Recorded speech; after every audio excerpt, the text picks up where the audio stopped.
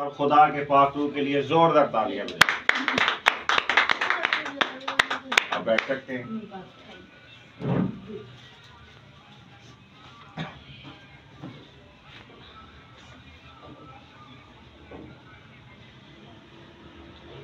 जैसा कि आप सब जानते हैं कि क्रिसमस के मैसेजेस जो हैं उनका आगाज़ हम कर चुके हैं, और आप में से कौन बता सकता है कि कितने मैसेज हुए और वो कौन कौन से थे? जी आप बताएं। तब 3 मैसेज हो चुके हैं। उसमें पहला मैसेज था कि कुंवारी मरियम हामला होगी, और दूसरा था कि यीशु का नाम इमैनुअल क्यों नहीं रखा गया, और तीसरा जो है उसमें यीशु मसीह की पैदाइश पर चरवाहे। ये 3 टॉपिक अभी तक हो चुके हैं। गुड, बैठे आप।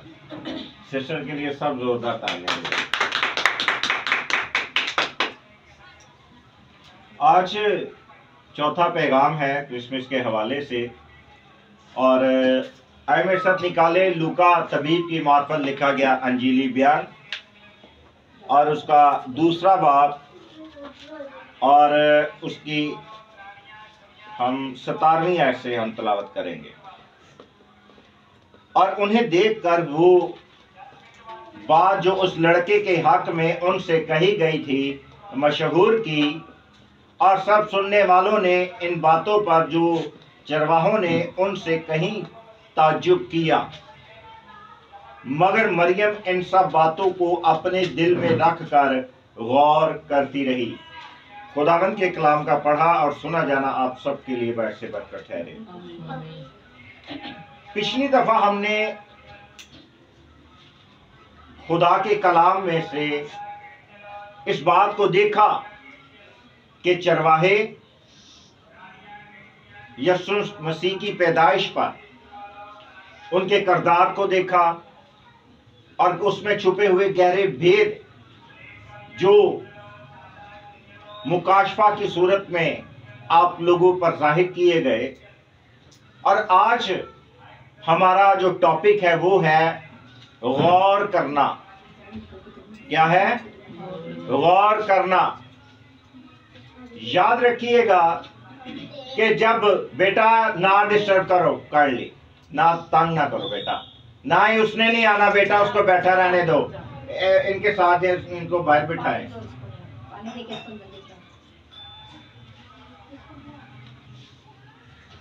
हमने देखा कि चरवाहे जब उस बड़ी बशारत के पैगाम को सुनकर जो सारी उम्मत के वास्ते थी, जब वो उस जगह पर पहुंचे तो वहां पर उन्होंने यूसुफ और मरियम और बच्चे को चरनी में पड़ा हुआ पाया।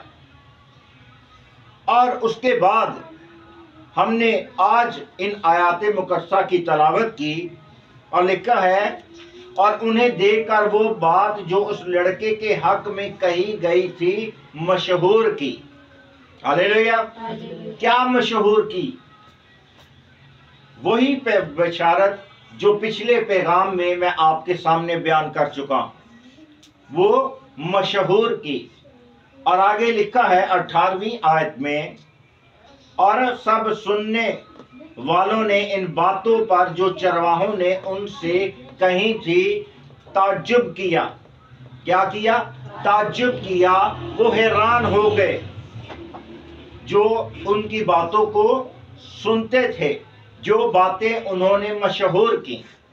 यहां पर यह बात बड़ी गौर तलब है कि अगर कोई ऐसा ईमानदार जो खुदा के कलाम से मोहब्बत रखने वाला हो, वो खुदा के कलाम को जानने वाला हो, वो खुदा के कलाम पर गौर व फिक्र करने वाला हो, और अपना वक्त खुदावंद में गुजारने वाला हो, तो अगर उसके सामने वो तमाम मोजज़ात रूनमा होते हैं तो क्या वो ताज्जुब करेगा?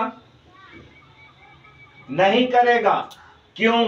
क्योंकि वो पहले से ही जानता है कि मैं जिसके साथ वक्त गुजारता हूं वो खुदा जिंदा खुदा है, और ये कलाम हमें पहले ही बयान कर चुका है कि ये तुम्हारे दरमियान जो है वो बड़े बड़े मौजज़ात रूनमा होंगे। हालेलुया। तो वहां पर लोगों ने क्या किया? ताज्जुब किया। अगर कोई भी हमारे दरमियान किसी गैर कौम का शख्स आ जाए और वो उन तमाम मौजज़ात को देखे तो वो क्या करेगा? ताज्जुब करेगा। क्यों? क्योंकि वो जो काम, जो मौजज़े या वो कलाम जो वो सुन रहा है, वो जिसका है उससे उसका कोई ताल्लुक नहीं है। हालेलुया। इसी तरह से जब भी आपके सामने खुदा के कलाम के मुकाशफा को बयान किया जाता है, तो अगर वो सुनकर आपको हैरानी होती है कि आया ये बात ऐसे है, तो इसका मतलब क्या है? कि आपकी रूहानी ग़िज़ा जो पूरी नहीं हो रही थी, आज वो आपकी पूरी हो चुकी है। इसी तरह से मजूसियों चरवाहों ने जो बयान किया, वो सुनने के बाद बतेरे ऐसे लोग थे जो उन्हीं की कौम के थे, लेकिन उनका खुदा से और उसके कलाम से कोई वाबस्तगी नहीं थी। हाँ, रवायती तौर पर वो बेशक एक यहूदी कहला सकते हैं, वो इस्राएली हो सकते थे, लेकिन उनकी कुर्बत खुदा के कलाम से हकीकी मायनों में नहीं थी। इसीलिए उन्हें सुनकर क्या हुआ? ताज्जुब हुआ। फिर हम आगे देखते हैं, मगर मरियम इन सब बातों को दिल में रखकर क्या करती रही? गौर करती रही। और आज यही हमारी मेन आयते मुकद्दसा है। और आज का टॉपिक क्या है? गौर करना। लेकिन मरियम क्या करती रही? इन सब बातों को अपने दिल में रखकर गौर करती रही। गौर करना, दिल में रखकर गौर करती रही। ये अल्फाज और ये अल्फाज बड़े गौर तलब हैं कि इतना बड़ा इवेंट हो रहा है और मरियम खामोश है। फरिश्ता बोल रहा है, चरवाहे बशारत का पैगाम पहुंचा रहे हैं, लेकिन जो मरकज है वो क्या है? खामोश है। गौर कर रही है अपने दिल में रखकर। जो मरकज है, जो दरमियान में अहम करदार है, वो क्या कर रहा है? खामोश है। वो गौर कर रहा है। खामोश रहने का मतलब ये नहीं है कि वो बोलचाल नहीं रही थी। मतलब क्या था? कि वो अपने दिल में रखकर बहुत सी बातों पर क्या कर रही थी? गौर कर रही थी। गौर करना, यहाँ पर जो वर्ड गौर करना है कि अपने दिल में रखकर गौर कर रही थी, इसका मतलब है कि वो ऑब्जर्व कर रही थी। यहाँ पर दो ऐसे वर्ड हैं जो इस्तेमाल हुए हैं। एक है ऑब्जर्व करना और दूसरा है प्रिजर्व करना। यानी वो मुशाहिदा कर रही थी, वो तजुर्बा कर रही थी, वो सोच विचार कर रही थी, वो अपने अंदर उन तमाम चीजों को महफूज किए हुए थी, प्रिजर्व किए हुए थी। वो पूरा ध्यान ज्ञान जो है वो अपने दिल में इन तमाम कलाम और वाकयात को लेकर क्या कर रही थी? उन पर मेडिटेट कर रही थी। मेडिटेट करना क्या है? क्या आप अपनी जिंदगी में क्या इस रियाजत को कर चुके हैं, या आपने खुदा के कलाम पर कभी मेडिटेट किया है? मेडिटेशन का मतलब क्या है? यही है गौर करना, फोकस करना। ना दाएं मुड़ना है ना बाएं, चलते हुए बैल का मुंह नहीं मोड़ना, ना दाएं ना बाएं, बिल्कुल सीधे। जब अहद का संदूक फलस्तीनियों के हाथ में लगा तो उनके दरमियान खुदा का गजब नाजिल हो गया और उन्होंने जल्दी से कहा कि जल्दी जल्दी इस संदूक को किसी बैल के ऊपर ला दो और इसे बने इस्राएल में भिजवा दो। तो हुआ क्या, उन्होंने वो अहकामात, वो संदूक उन्होंने उन बैलों पर लादा, और वो बैल जो है वो सीधा जिधर उन्होंने उनका मुंह किया, बने इस्राएल कौम जहां पर सकूनत करती थी वहां पर रुख किया, और वो बैल उसी जानिब चलते रहे। आप ये भी कह सकते हैं कि उन्होंने डंगरों के ऊपर अपना वो सारा एहकाम, खुदा के एहकामात का संदूक रखा, और वो जो बैल हैं वो बिल्कुल उसी सीट के अंदर जो है वो चलते गए। इसे कहते हैं मेडिटेशन, फोकस करना। अगर मेडिटेशन की तारीफ की बात करें कि क्या है, तो मैं यही कहूंगा कि जो कुछ आप कर रहे हैं, जिन चीजों पर आपका फोकस है, उनसे हटाकर उन चीजों पर फोकस करें जो आप नहीं कर रहे। और मरियम क्या कर रही थी? अपने दिल में रखकर गौर कर रही थी। हर तरफ हलचल पड़ी थी। जो लोग जिन जिन तक बातें पहुंच रही थी वो ताज्जुब कर रहे थे, लेकिन जो मेन किरदार कुंवारी मरियम था वो गौर कर रही थी और बाकी ताज्जुब कर रहे थे। और यही वजह है कि जब हम खुदा के कलाम में इब्रानियों 2 बाब और उसकी पहली आयत को पढ़ते हैं तो वहां पर क्या लिखा है?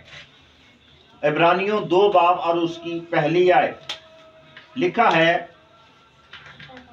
इसलिए जो बातें हमने सुनी उन पर और भी दिल लगाकर गौर करना चाहिए, ताकि बहकर उनसे दूर ना चले जाए। हालेलुया। मरियम उन तमाम बातों को अपने दिल में रखकर गौर कर रही थी। और आज आपको भी क्या करना है? आपको भी गौर करना है, मेडिटेशन करनी है। कुंवारी मरियम की तरह वो किन बातों पर गौर कर रही थी? वो सोच रही थी, वो मुशाहिदा कर रही थी, वो उन तमाम वाकयात को जहां पर ढंडोरा पीटा जा रहा था वो ढंडोरा नहीं पीट रही थी, वो बशारत नहीं कर रही थी, बल्कि बशारत को अपने अंदर रखकर गौर कर रही थी, महफूज किए हुए थी। वो उसने अपने अंदर उन तमाम चीजों को जज़ब किए हुए था। और यही आज का कलाम है, यही विजडम का कलाम है कि आज आपको क्या करना है। मरियम, कुंवारी मरियम इन तमाम बातों पर गौर कर रही थी कि जबराइल फरिश्ता उसके पास आया, उसने सलाम किया, मैंने कबूल किया, उसने कहा मौलूद मुकद्दस खुदा का बेटा कहलाएगा। मैं उस चीजों पर ईमान लेकर आई, मैंने कबूल किया, मैं आज शामिला हूं, मेरे वही बेटा हो चुका है। लोगों तक खुशखबरी की बशारत पहुंच रही है, लोग ताज्जुब कर रहे हैं, लेकिन वो उन चीजों पर क्या कर रही थी? गौर कर रही थी।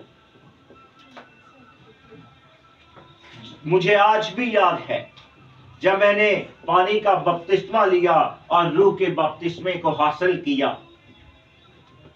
तो मेरे अंदर खुदा के कलाम की तड़प बहुत ज्यादा थी। मैं मुख्तलिफ खादमीन से मिलता जो मुझसे बहुत ज्यादा सीनियर थे, खुदा के कलाम का नॉलेज रखते थे। मैंने उनसे सुनना, और मैंने कभी उस गली के कोने पर, मैंने अपने दोस्तों के घर चले जाना, मैंने गलियों में, नुकड़ों पर, चौराहों में खड़े होकर मैंने अपने दोस्तों से बातचीत करने। और एक दिन ऐसा हुआ कि मैं बड़ा ही मायूस हो गया, क्योंकि मैं जब भी बात करता था वो कहते थे साढ़े को टाइम नहीं है यार, ते गल इहदे को खलोने छड़ दो, ये गल दी जान ही नहीं छड़दा।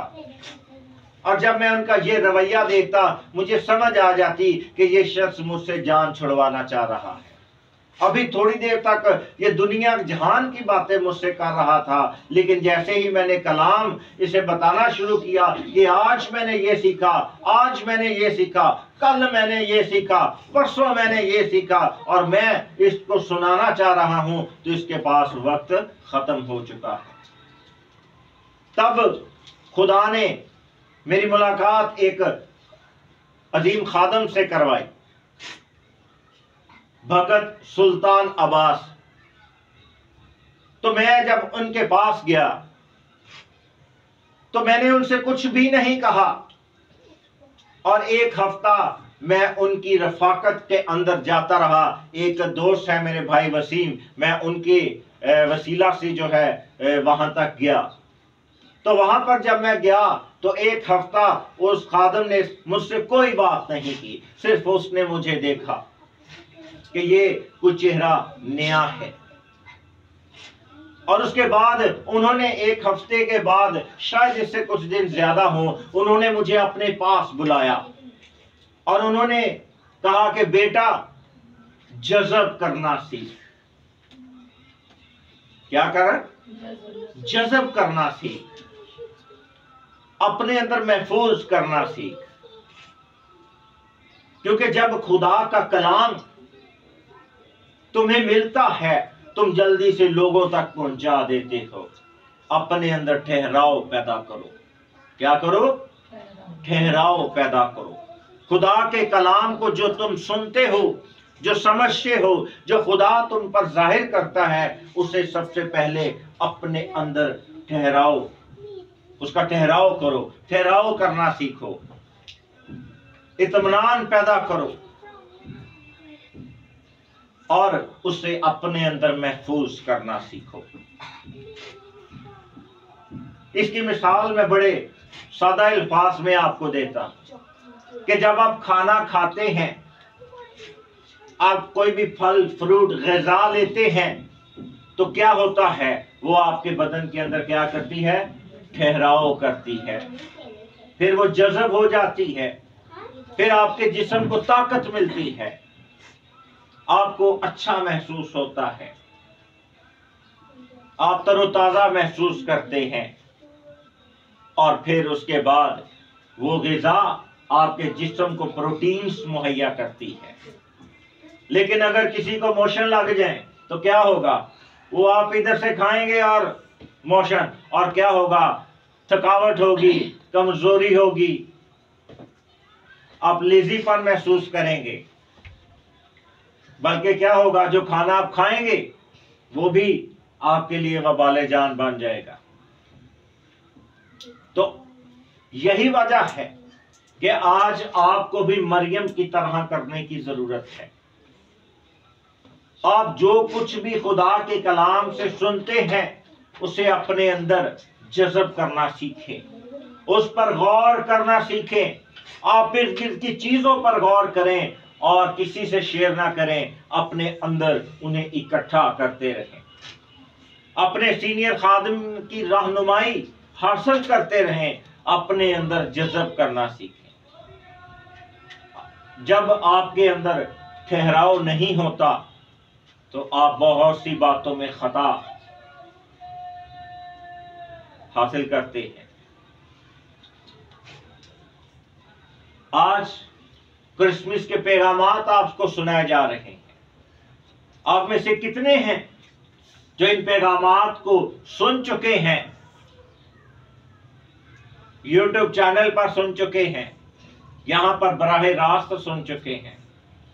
कितने हैं जो इन तमाम चीजों पर मेडिटेशन कर रहे हैं? कितने हैं जिनके दिल में वो कलाम है? ये आपको खुद सोचना है कि आप कितने पानी में हैं। पानी घुटनों तक है, टखनों तक है, घुटनों तक है, कि आपके कंधों से ऊपर है।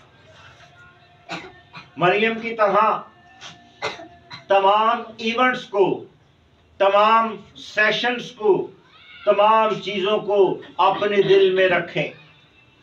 जब वो दिल में होंगे तो ही गौर होगा। आज मसीहत में हमें बहुत तरह के लोग नजर आते हैं।